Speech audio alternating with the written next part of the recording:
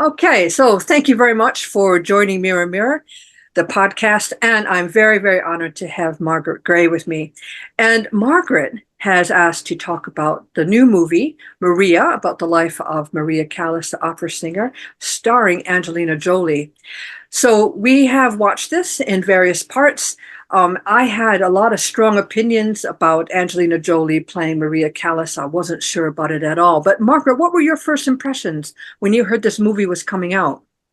I was really impressed with Angelina Jolie being chosen to act the role of Maria Callas. And the more I kind of really read up on it and thought about it and looked at their charts, the more it made sense to me. I think they're both two very powerful women.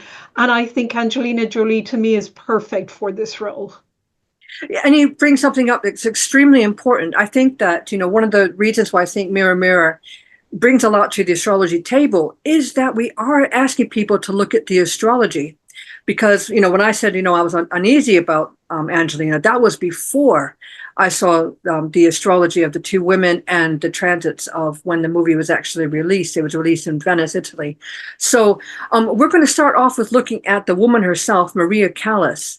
And I know that you've done a lot of research on this, Margaret, but, I just want to start out with just point out a few things. She is kind of the ultimate diva.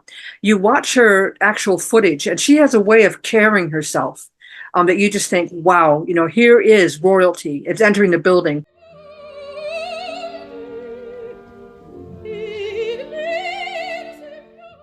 And she has Jupiter rising. And she's tall. And at one point in her life, she carried weight, not a lot of weight, but enough that it affected her voice, and she lost that weight. The next planet along the horizon, it would be the sun in Sagittarius. She traveled a lot. She was interested in men who were from a different country than she was, maybe the similar culture, but a different country. And then her Mercury comes in. Her voice.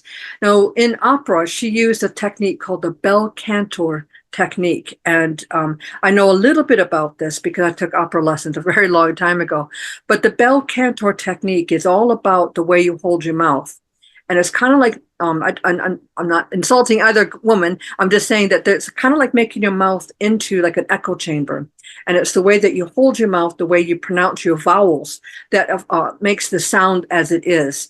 And Maria definitely had that quality. Like when, in the film, I saw the film on my home computer. I didn't see it in the cinema. So I feel like I really need to actually experience the sound in a proper cinema, so I can get the sound of Maria singing, because she was famous before, I really took an interest in classical music.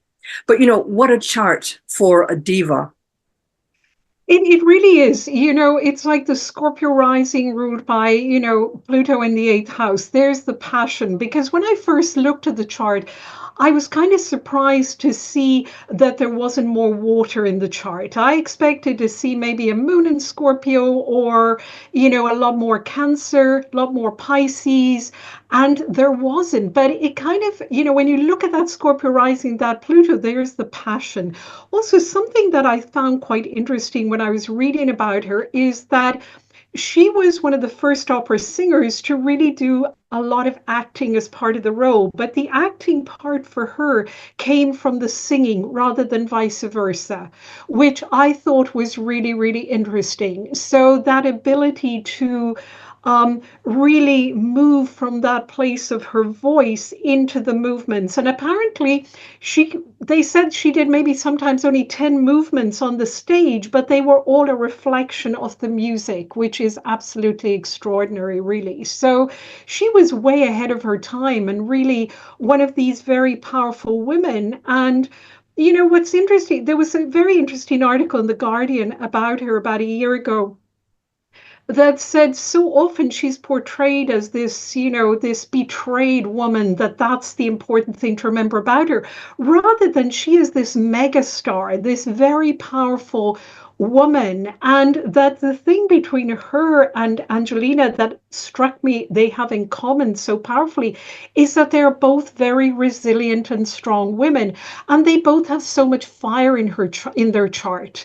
And I think that Sagittarius is really very much about a sense of hope, about picking herself up when things go wrong, when things don't work out, and just keep going and really keep finding a sense of meaning through her art, her creativity, and her passion. Passion is also another thing that is so powerful for her and for Angelina.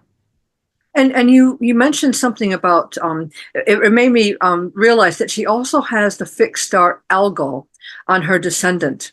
And you talked about, there were so many times when, she's this powerful woman in and of herself, but, actually she suffered an awful lot in her lifetime through the relationships that she had. So I think that, something that you said just triggered off me looking at where Algol was in her chart. It's angular. She grew up poor. And, but when you watch her in live footage, she just has this way of, you would never guess that she once went hungry. And, she grew up in wartime, and she, really had quite a difficult childhood. According to the film, her mother made her sing to earn money. And that might have done some early damage to her vocal cords. But with the bel cantor technique, you don't really have to worry too much about the vocal cords because it's all to do with your mouth. It's almost like an illusion, really. Like you sound big, but it's really all to do with how you hold your mouth and, of course, breath control. Angelina, one of the things I heard about this was that Angelina was going to sing. And now I had never heard of Angelina singing at any point in her career. She might sing like an angel at home. I just never heard of it. So when I heard that she was going to take on the role of Maria Callas, I kind of felt this dread. And so I was expecting to hear really bad opera, really poor imitation of Maria. But what actually happened is we get the beautiful recordings of Maria. And at the end, and I'm not having a go at Angelina because it's no small feat to learn the bel cantor technique at the age of when you're over 50, you've never sung professionally before, and you're going to sing Maria Callas. So she sang Maria Callas towards the end of her life. So you do hear, and you can hear Angelina's voice, but it's supported by Maria's.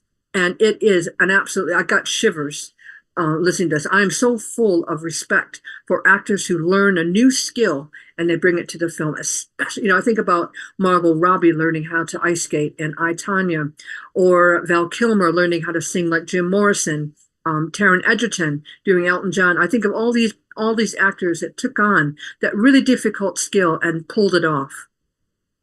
Okay, so there's a lot more we could say about Maria. What a chart. But, you can see her. Let me just jump in. Oh, sure. Very quickly, I want to say something about, you mentioned about her mum, it was mostly her mother who drove her to sing at a very early age, apparently to get money in and for fame and so on. Of course, her parents didn't get on very well. And, I think it's important to notice that Moon square Pluto aspect. And she never got on with her mother. And at one point, I think it was in 1950 or something, she actually wrote that she stopped speaking to her mother. She tried to connect with her mother as an adult, but was never able to.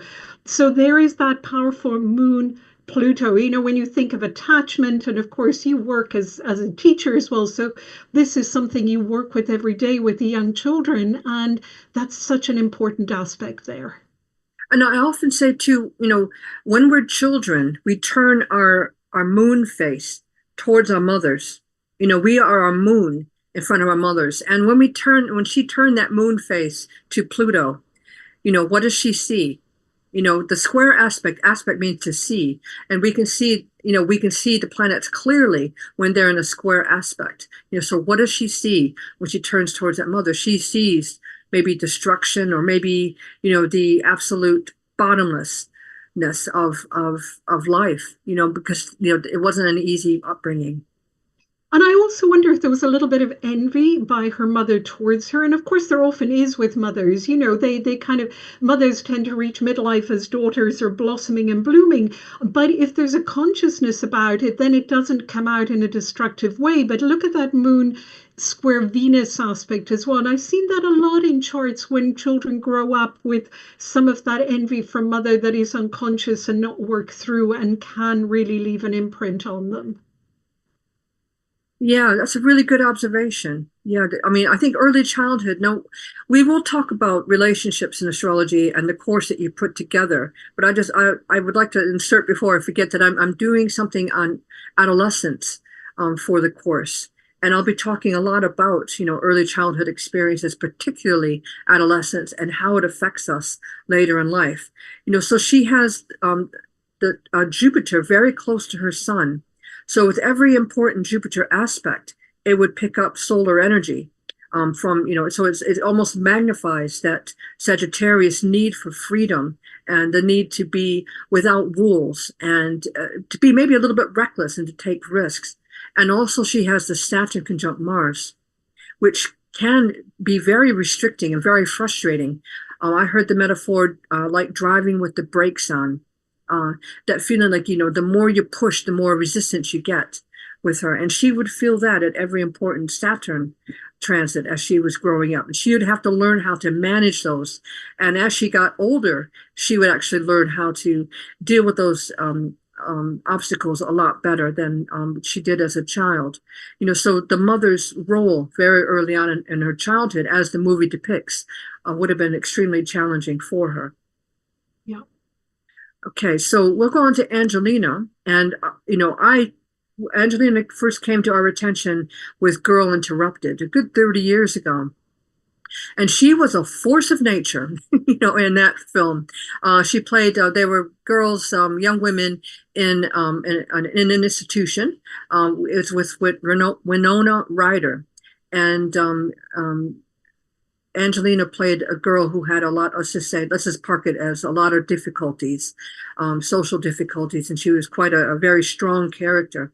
But, she was quite young when she did this role. And looking at her chart, I really could see the Jupiter, Moon, and Mars coming out, that forceful, impulsive energy that really shone through.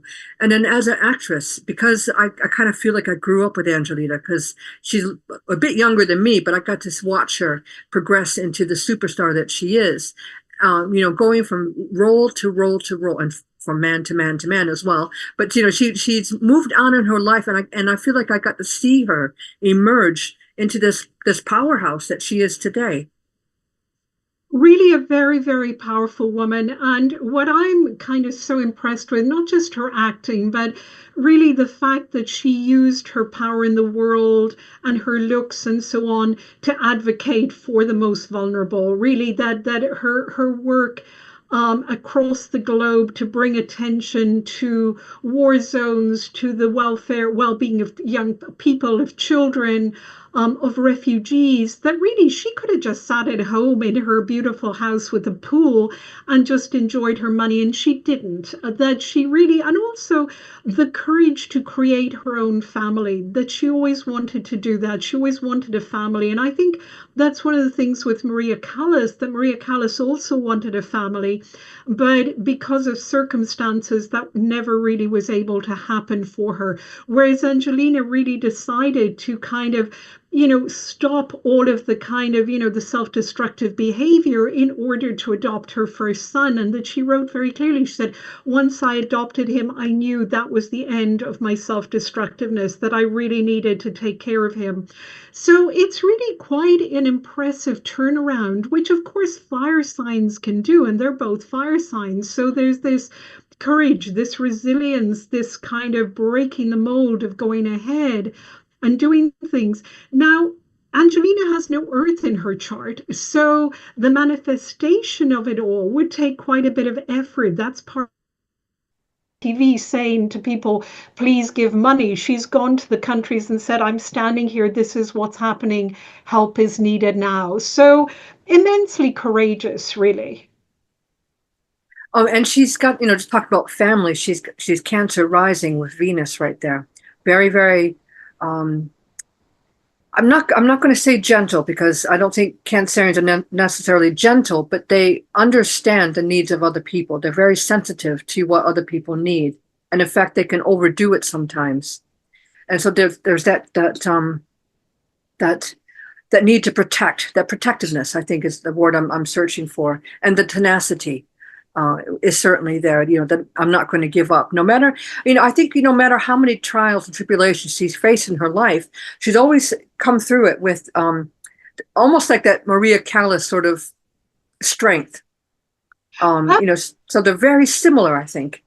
Yes, and the creativity of Cancer, that Cancer ascendant, that she used it to be creative as well, and that she maintained her own identity. And again, that the tabloid press have tried to really just talk about Maria Callas and Angelina in terms of their relationships rather than as women in their own rights with their own identity. And both of them fought very hard to say, this is my identity. My identity is my art. My identity is who I am in the world. My identity is what I do, what I produce, what I create. For Angelina, that's also her family, her children, and what she's done and how she's raised them and how she's role modeled raising them. For Maria Callas, it was really her singing, but both of them really fought back against being labeled in terms of the men they were with. Why would they be labeled in terms of the men they were with or not with, or what those men did or didn't do, rather than being their own person?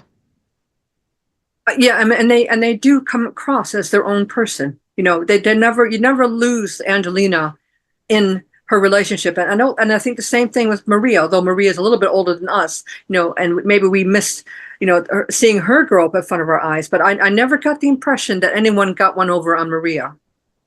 And Angelina has also played another role where she plays a mother. There's been a couple, but The Changeling, about a missing child that she played, which was, I think she won, nominated for an Oscar for that one. But it's another biopic where she stepped into the role very, very well of a real life person. So let's move on into the synastry. Margaret, if we need to come back to anything, that's fine, because I'm going to show both charts now. Okay, you can see the screen okay? Just give myself a little signal. Okay, so here we have the charts. Now, usually when I look at charts, I'm going to have the real life person in the middle and the person who's playing the real life person on the outside. But we're a little bit uncertain of Maria Callas's time of birth, so I've done it the other way around. So I have Angelina Jolie in the middle and Maria on the outside. And I was saying to Margaret before we started that Maria Callas died the very year that Chiron was discovered. In fact, Maria died just a couple weeks before Chiron was discovered. And you were saying something really important about Chiron for Angelina. Sorry, Alex, I keep butting in. My ear It's okay. is fantastic, but I think it's just so interesting the powerful role that Chiron plays with these two women. And first of all, they have Chiron in the same sign of Aries, which Chiron in Aries is that wounding to a sense of potency. So it's like there's a drive to really connect with one's own potency, to heal that wound, and to also empower other people, which I think they both did as role models for women, for young people in the world to follow their dream, follow their heart, follow their passion. And here is Angelina's Jupiter on top of Maria's Chiron. So there's kind of an almost expansion of it, an understanding of it. And also Jupiter can give meaning to planets it lands on by synastry. So in the movie, I think she really gave meaning to Maria's Chiron. Maria wasn't a victim of that Chiron. She was somebody who was really did her thing and was so creative in spite of the Chiron. And that's really what we aim to do. So that's the first thing with Chiron. And also what I wanted to say that's so important is, of course, they have the suns in opposition to each other. So there is a connection where Angelina's sun in Gemini is opposite Maria's sun in Sagittarius. And opposite signs, it's about finding a place in the middle, but there's an attraction to it. And fire and air get on very well together. So I imagine for Angelina, because she's so very good, as you said about her movies, slipping into those roles, she kind of could get it, could really slip into it. And we were talking about Maria's Pluto square her moon, but here in the synastry, we have a moon. We're a little bit uncertain of Maria's time of birth, but I got 6 a.m. from a couple different sources, just not the exact hour, exact minute. But it would be conjunct Angelina's Pluto. So we have this really strong connection. So when Angelina steps in, maybe she understands that connection that Maria would have had with her mother, or maybe Angelina, because she had a difficult relationship with her mother, maybe she understands, and she used that experience, those experiences, to help her step into the role of Maria.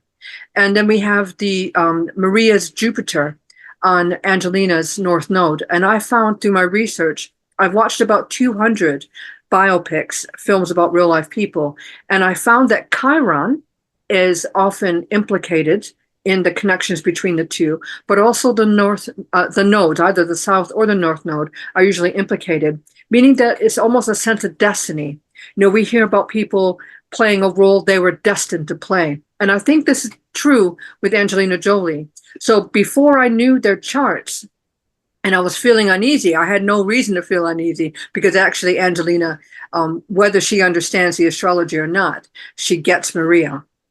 And, she's a good choice. I'd love to, it'll never happen, I don't think, that we'll hear about casting directors using astrology. If they do use astrology, they'll keep it a secret. But, it'd be wonderful if someone came out and said, oh, yeah, I knew this all along, and I knew that Angelina would be a good Maria. But I think we're a long way from getting there in astrology. To come to you, Alex, for that. And also another thing there, look at Maria's sun on Angelina's Neptune. Angelina has Neptune in the 5th house of creativity.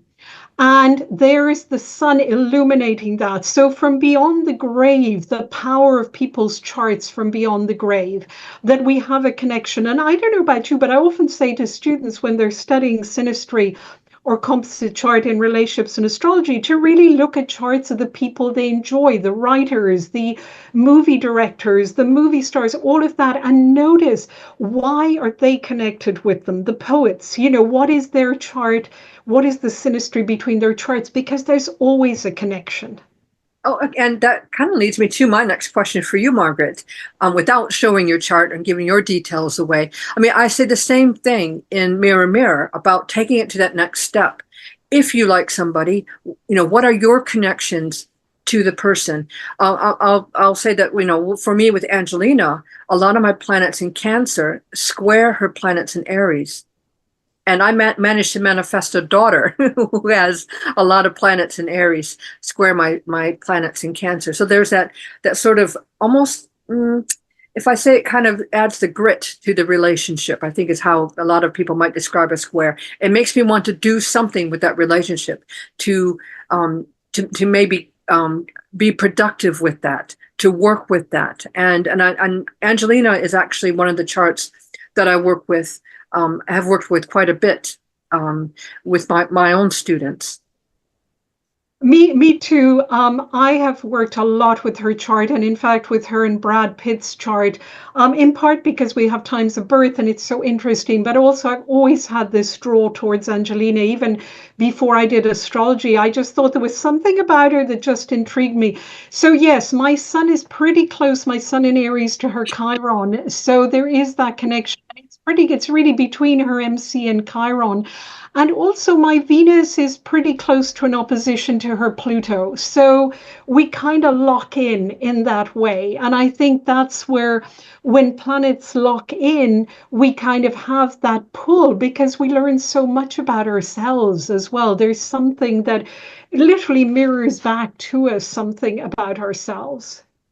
And I think, because, part of being human is we look for similarities in ourselves. And I'm sure that, in your relationships course, this will be something that you're going to talk an awful lot about how people search subconsciously for the missing parts, or for the part of themselves maybe that they don't like to work with, and they want to practice on somebody, for lack of a better word, to work out, what is it about me that I don't like that person can help me to understand. Human relationships are extremely complex, and astrology really helps us to work out what it is we need from other people. Absolutely, Alex. I think, I always say that the reason I teach relationships and astrology is because it's through relationships that the mirror of relationships we learn about ourselves. If we lived on a desert island, we wouldn't have that mirroring back. And I get a little bit concerned. I don't want to go off on a tangent, but with AI and apps on phones where people create their perfect partner on an app rather than a human being that reflects back to them their shadow and also the good things so that we see reflected in that person. And I think the starting point and the end point with relationships is always ourselves. It's all about learning about ourselves. We think it's about others, but actually it's all that journey about ourselves. That's why I call the current program Astrology of the Heart, because it's how do we come back to our own heart and how do we start with the healing for ourselves? How do we go through that process through life? And of course, you're doing the talk on adolescence, the developmental stages, and that's a new part of the course because it's such an important part because those early phases, and people think it's just attachment in early years. It's not. Adolescence, of course, has that huge impact on midlife transits as well, and the decisions we make and how we relate with other people. So, as you say, it's very complex and so fascinating and so interesting. And the more we understand relationships and how they work, the better we understand ourselves and the stronger we make our relationships. And coming back to what you said about the AI robots or AI boyfriends and girlfriends, I mean, how annoying would it be to have somebody who agrees with you over everything, you know? Or, who does everything that you want them to do? I mean, what are you going to learn from that? Yeah. So, more reasons to be, I mean, I guess the AI can help us find information that we need to find quickly, can give us some sort of company when we need it. But, really, what does it teach us as people? I think is the question I have. But it's all things to do, as Pluto moves through Aquarius, all things that are going to be coming out to be dealt with. We were talking also before we started about copyright. How cautious we are nowadays because we see AI taking our ideas, something we put on the internet 20 years ago suddenly comes out on AI. We thought we were being an original. Maybe we were, but AI is picking up on our ideas. It's strange new territory. Yes, it is. And I hope there won't be a whole generation of very narcissistic people, who are, you're wonderful all the time. So it's going to be interesting. That's really, Mm. we need another podcast for that topic, because I think it's such an interesting one. Yeah, well, there have been quite a few movies that have, I'm thinking about there is a film called AI, where they were talking about that very thing about having a relationship with robots, and then there's Ted, who's an animated character. And there's a few others. The Mask, those were cartoon characters. So those just off the top of my head of characters that aren't real but are interacting with humans. The great thing about movies is they're always a step ahead. They're very Uranian, aren't they? They're kind of almost a few years ahead. We see the movie and then we look back and think, gosh, that's actually happening now. So I think, you know, so it's interesting for people to see what's coming out now because it is probably what's going to happen in the collective in a few years. It's like the directors, the writers, I think they tune into that zeitgeist of the collective and really are able to almost see that Uranian picture.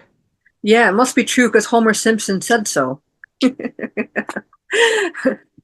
Okay, so the last thing I look at now is the transits of when the film was released. So now for this one, I do have Maria back in the middle. So we need to be careful of the angles. And then I have the transits for when the film was released on the outside. And like I said, often I'll see the nodes are implicated. So we talked about the Moon Pluto square, and we have it. I've done it again, Margaret. I've put the wrong chart in. I'm going to have to Don't worry. give myself a little signal. And you can see the chart, okay? Perfect. Okay, so now I put Maria back in the middle with Angelina on the middle outside, and then the transits of when the film was released on the very outside. And so what I think happens with the transits is that they trigger off certain events that happen in a person's life. So for Angelina, the release of the film would coincide, I love that word, with the kind of accolades that she would have received with the film. And for Maria, this kind of is like almost evidence of the eternal horoscope, that just because you're no longer here doesn't mean you're no longer here. The transits continue to function within your life. And so there's a lot of things that I've noticed. So we still don't, even though I put the wrong slide up, I had to edit it.